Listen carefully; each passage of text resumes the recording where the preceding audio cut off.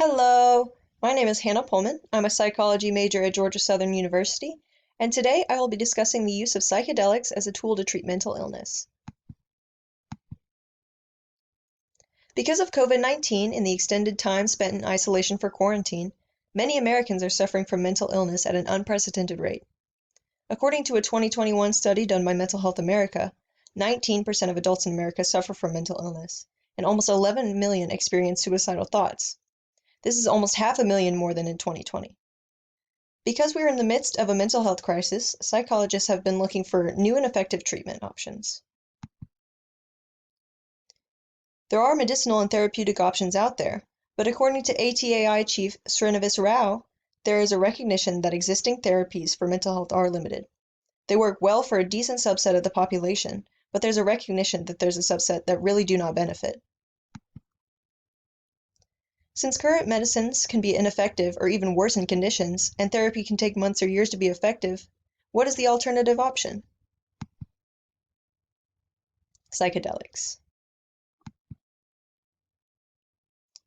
You may be wondering what psychedelics are exactly. Psychedelics are hallucinogenic drugs that induce altered states of consciousness, as well as altered visual, auditory, and mental processing. They are primarily used recreationally, but recent research has revealed they may be the future of mental health treatment. Because research is still limited, we do not have a complete list of which psychedelics are effective. However, the primary candidates are lysergic acid diethylamide, aka LSD or acid, methylene dioxymethamphetamine, aka MDMA or ecstasy, and psilocybin and psilocin, which are the psychoactive compounds found in magic mushrooms. Lysergic acid diethylamide was first synthesized by Albert Hofmann in 1938. It works by binding to serotonin receptors in the brain, and effects can last anywhere between 8 to 12 hours. LSD causes feelings of euphoria, altered perception of time, and altered visual and auditory perception. The hope for LSD is primarily in the treatment of substance abuse disorders and anxiety. According to Frontiers in Psychiatry, LSD is revealed as the potential therapeutic agent in psychiatry. The evidence to date is strongest for the use of LSD in the treatment of alcoholism. Methylene dioxymethamphetamine was invented in 1912 as a way to control bleeding, but was popularized as a party drug in the 1980s.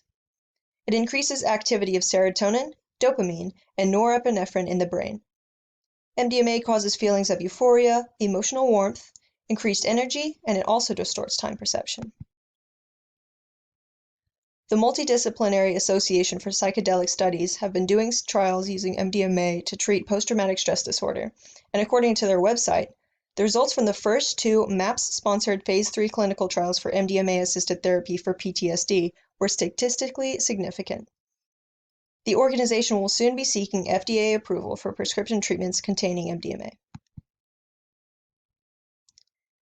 Psilocybin has been around for millions of years, and has been used ritually for thousands. Interestingly, the psilocybin itself is inactive, but upon ingestion, it metabolizes into psilocin, which mimics serotonin in the brain. It causes increased positive mood and reduces the amygdala's response to negative stimuli. Psilocybin's main appeal to researchers is its potential to treat depression. Dr. Alan David with Johns Hopkins Medicine says, "The magnitude of the effect we saw was about 4 times larger than what clinical trials have shown for traditional antidepressants on the market." The reason psychedelics have proven to be so effective at treating mental illness is because of their effect on neural pathways. When the brain suffers from a mental illness, it will typically fall into negative thought patterns, and over time, as these pathways are used more and more, it becomes more difficult to break out of them. When we add psychedelics to the mix, new neural pathways are generated with ease. This ability to create new neural pathways, when paired with guidance from a psychiatrist or therapist, allows the brain to shift perspectives and view the mental illness in a new way. This transformation of mindset could be the missing piece needed to cultivate change from the inside out, and help those with mental illness to heal. I hope you enjoyed this presentation. If you have any questions, I recommend you check out my sources for more in-depth information. Thank you so much for watching.